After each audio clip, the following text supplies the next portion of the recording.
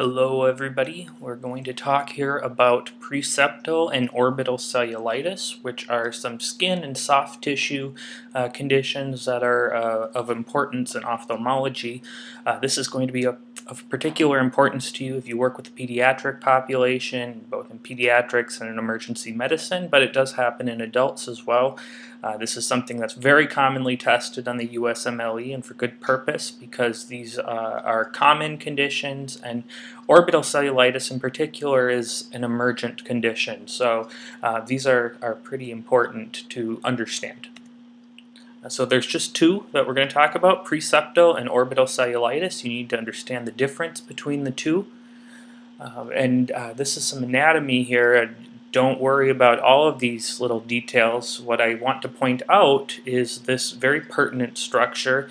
It's going to be pertinent in what we're talking about for our purposes, and this is the orbital septum here. And the orbital septum is just a thin fibrous tissue that extends from the orbital periosteum down to the anterior portion of the tarsus and the eyelid. And it's this orbital septum that actually will confine a preseptal cellulitis from extending into the orbital cavity. And so that's why preseptal cellulitis is not quite as severe as orbital cellulitis, which surrounds the eye and all those important structures. So it is this structure here, this orbital septum, that's of importance for keeping preseptal cellulitis where it is and not extending further into the orbital cavity. So here's the sinuses. This is going to be important because sinusitis, infections in the sinus, especially the ethmoid sinuses here in green, have a tendency to extend and cause orbital cellulitis. So these sinuses, they're important to know where they're at so that you can percuss them, because if there is tenderness in these sinuses, it will indicate that there is likely sinusitis, and sinusitis is very highly correlated both with preseptal and orbital cellulitis, especially orbital cellulitis. So we'll start with preseptal cellulitis. This is a common infection of soft tissues anterior to the orbital septum. It's confined by the orbital septum, and it includes all that skin around the eyes, so eyelids and surrounding soft tissue, and it's marked by what we would expect in cellulitis with a bacterial infection, and that is edema and erythema, as well as warmth if you were to feel it. Remember your cardinal signs of inflammation: rubor, calor, dolor, etc. So this is a bacterial infection, primarily staph and strep, as well as Haemophilus influenza type B. And we don't see preseptal cellulitis as much as we used to 30 years ago, 40 years ago. And the reason is because of the HIV vaccine. So we immunize babies now with the HIV vaccine, and that prevents them from getting Haemophilus influenza type B infections, and that has since reduced the cases of preseptal cellulitis. Usually preseptal cellulitis will antecede a upper respiratory tract infection, particularly sinusitis. Can also come after any eye infection like dacryocystitis or blepharitis or conjunctivitis, and spread from there to the preseptal tissues.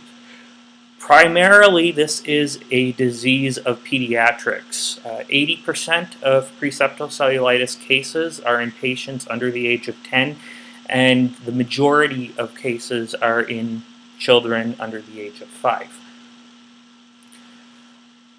I should add that there are a couple other things that can cause preseptal cellulitis in addition to these common culprits, staph, strep, and HIV. It can also be caused by smallpox. Smallpox has been eradicated in the U.S., so it's not really a concern. And it can also be caused by anthrax, but the only reason I add that is because with this, in the age of biological terrorism, anthrax is out there, and it's worth knowing that as a pearl of wisdom. So Some risk factors, of course, the upper respiratory tract infection and sinusitis tend to precede preseptal cellulitis. A concurrent varicella infection has been demonstrated to increase the risk of preseptal cellulitis. And then patients who have asthma, nasal polyps, usually nasal polyps are associated with asthma anyway, that's also associated with preseptal cellulitis or an increased risk of preseptal cellulitis. And then an immunocompromised state, and that can include things like neutropenia, any kind of inherited immunocompromised disease, and diabetes mellitus. So how do these patients present? Typically they come in with redness around the eyelids and the surrounding tissue. I'll show you a picture of that. That may prevent or make it more difficult to open the eyelids. It won't be quite as severe as with the orbital cellulitis, but you can there may be difficulty opening the eyelids, and that can cause problems getting in to look at the rest of the eye. If you do get in to look at the rest of the eye, which you should, you should see conjunctival injection or just flat out conjunctivitis with pus. There's probably going to be tearing. The patient may describe some mild blurring, but vision should not be significantly affected. With preseptal cellulitis, vision is not as affected as with the orbital cellulitis. So here's a typical case of preseptal cellulitis, relatively mild. This patient doesn't have any problems keeping his eye open, it appears, but there is that redness around the eyelids and the surrounding tissue. So here's a little bit more severe. You can see that the eye is a little bit more swollen shut. And if you open the eye here, you can see that there can be significant injection of the conjunctiva. This, I wasn't sure, I tried to look into what this picture was actually pointing to. It looks like this is a dacryocystitis, and that would make sense because preseptal cellulitis can antecede dacryocystitis. You have an infection of the nasolacrimal duct, it can spread into the surrounding tissue. As far as physical exam, it's going to be really important. I wanted to point out here that you need to do a good ocular exam because if you diagnose preseptal cellulitis, you need to be absolutely certain that the patient doesn't have orbital cellulitis, because if you don't properly diagnose orbital cellulitis, which is an emergency, then you won't properly treat the patient, and the consequences of improperly treated orbital cellulitis or insufficiently treated orbital cellulitis can be deadly to the patient, deadly to the eye, so you really need to be able to differentiate preseptal from orbital cellulitis. So things you can do, of course, inspect the outer eye, especially the lids and the surrounding skin. Kind of already did that by looking at those pictures. You know what that looks like. You should also percuss the sinuses for tenderness, because painful sinuses is a sign of sinusitis, and that's associated with preseptal cellulitis. You should also document the range of motion of the eyes. Typically, patients with preseptal cellulitis should be able to move their eyes in all directions, and you should note any pain. You should also document the pupillary response. In preseptal cellulitis, we expect a normal pupillary response, and document any visual impairment. Like I said, with preseptal cellulitis, there may be mild visual impairment, some blurriness, but it's not anything real significant or severe. And then also perform a fundal examination, particularly looking at that optic disc. For diagnosis, it's primarily clinical. Preseptal cellulitis has a very characteristic presentation. The most important thing, though, is to rule out orbital cellulitis. If you're not sure, you can get an orbital CT, especially if there's factors suggesting orbital cellulitis, if there's an abnormal pupillary response, if the patient doesn't have normal range of motion of the eyes, if there's severe visual impairment, if there's papilledema, then you can go ahead and get an orbital CT. but that's not necessary for the diagnosis of preseptal cellulitis. It's a clinical diagnosis.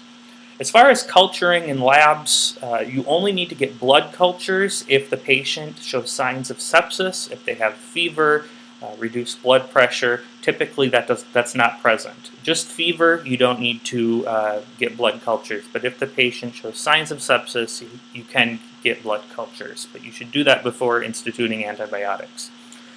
If there is any purulent material, though, that you see coming from the eyes, then you should culture that, because that will likely show what the pathogen is. As far as management, we're going to start these patients once we've confirmed preseptal cellulitis and more so ruled out orbital cellulitis. Once we're set on the diagnosis of preseptal cellulitis, we'll start broad-spectrum antibiotics. Typically, these are particularly directed towards upper respiratory tract infection organisms, so Staph aureus, HIV, Staph epidermidis, strep, anaerobes. So an example could be amoxicillin clavulanate. I like to shy away from using amoxicillin clavulanate, as you've probably heard me say several times if you've watched my lectures, because this drug gives patients really bad diarrhea and abdominal pain. I would prefer using a second or third generation cephalosporin. You can use something like ceftriaxone. There's lots of different drugs that can be used, though, but make sure that you're using broad-spectrum antibiotics. You should also get an ophthalmology consult for all pediatric patients, and like I said, that makes up the majority of preseptal cellulitis patients. You can also get an ophthalmology consult for adult patients if you can't rule out orbital cellulitis based on your findings. If this is a neonate, you should get a lumbar puncture in all cases, because we're concerned about possible meningitis. You should definitely get, if there's any signs of meningismus in any patient, you should always get a lumbar puncture. Preseptal cellulitis does have, as a complication, meningitis, so we need to be aware of that. So lumbar puncture for neonates, because they can't tell you if they have meningismus, and patients who do have signs of meningitis, possible meningitis, we should get a lumbar puncture.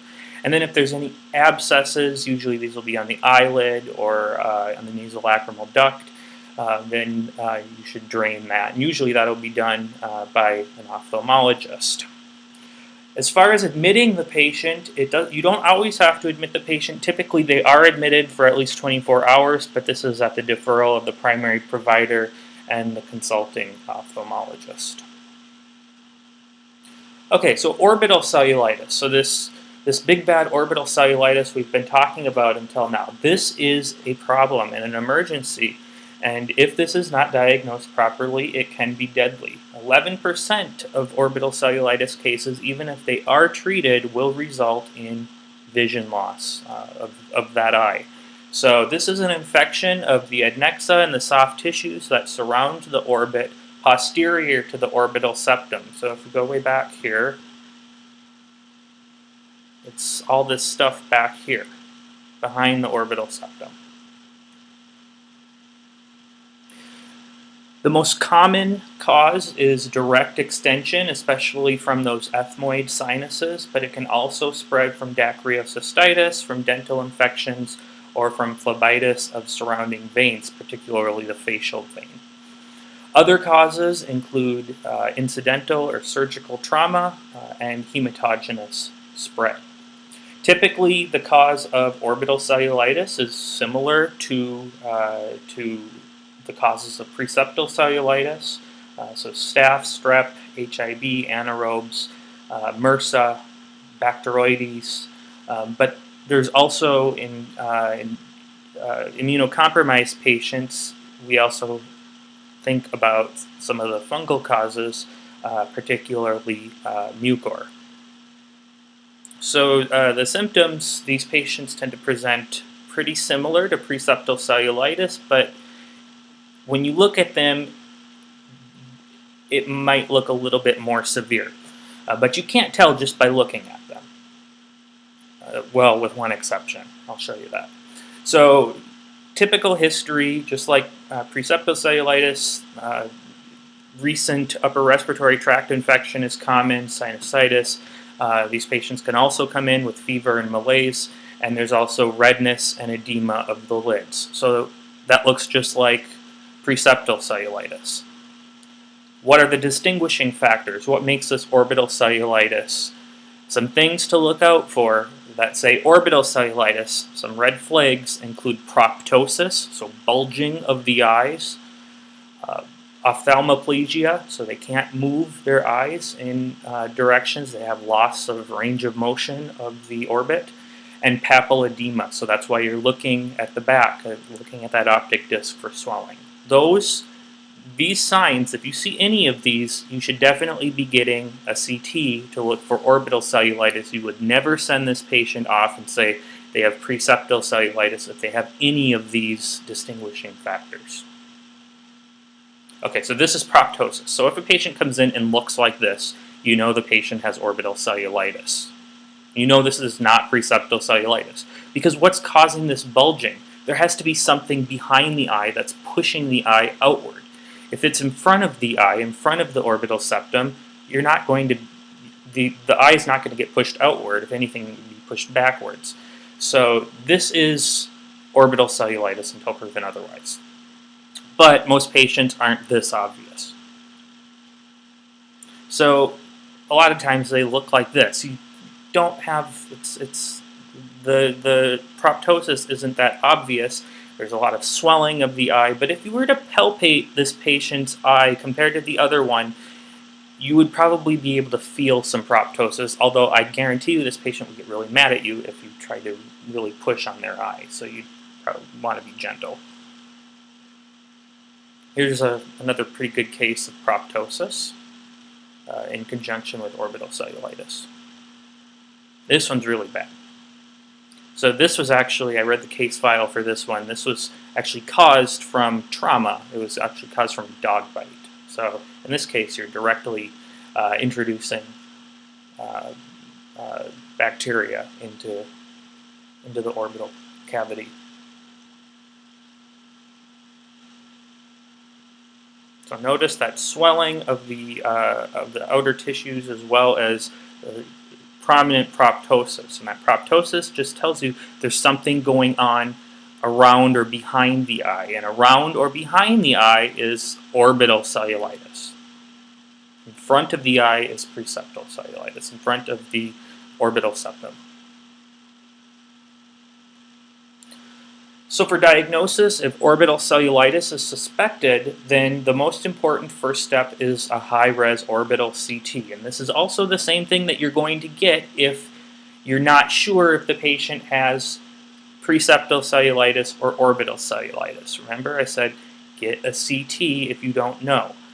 But if you think it's orbital cellulitis, you still need to get a high-resolution orbital CT. And that will confirm the diagnosis. In patients who have orbital cellulitis, because this is more severe, you should get blood cultures and any cultures of purulent material. Once you've gotten the blood cultures, you can admit the patient. All of these patients are going to be admitted, and they're going to be in the hospital for at least a week. You'll be starting broad-spectrum antibiotics after taking the blood culture. Step 3 will make sure that you know that. You don't start antibiotics and then get blood cultures. You won't taint the blood, but you'll taint your culture. So some examples of broad-spectrum antibiotics here include piptaz, piperacillin, tazobactam, cefuroxime. You could also use nafcillin, ceftazidime together. So there's lots of different choices. You should also, in endemic areas, and this depends on where you're at, if you're in a MRSA endemic area, you could add vancomycin to whatever broad-spectrum IV antibiotic you're using. So you would just piggyback that on to your broad-spectrum IV antibiotic. I would say if you're looking at step 2 and they give you a list of choices, if vancomycin is added on as an option, So if it's a cefuroxime plus vancomycin, I would pick that over just cefuroxime alone because they're going to want you to know that MRSA is a possibility as a cause for orbital cellulitis. But in reality, you're only going to use it in the endemic areas.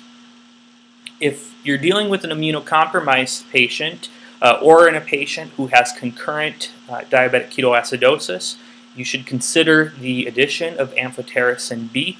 I would recommend that if you have an immunocompromised patient or a patient with concurrent DKA, that you're immediately consulting infectious disease because they're the ones that are going to be able to tell you what to do in these special cases.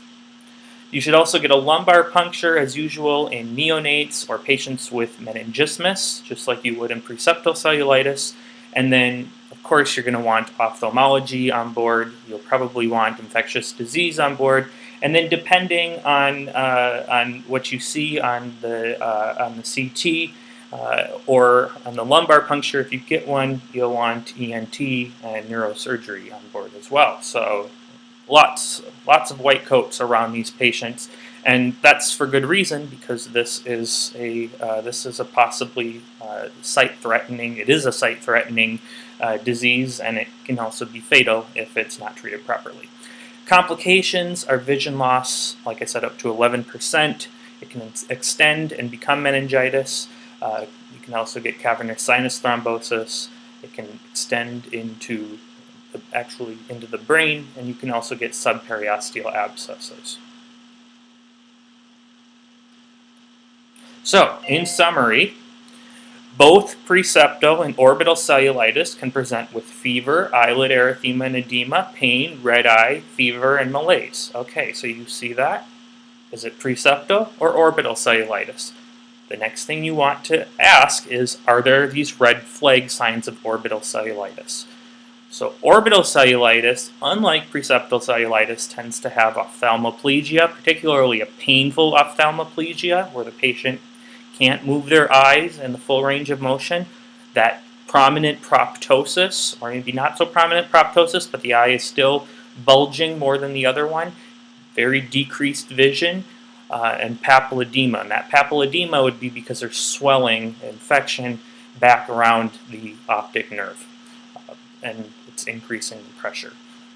So if there's any of those red flag signs, you're going to get a CT, high resolution orbital CT, and from there you can make your diagnosis of orbital cellulitis.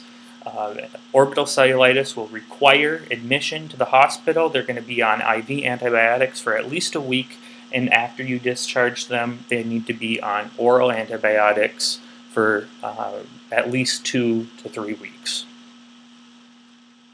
If you have any questions, go ahead and comment below. See you next time.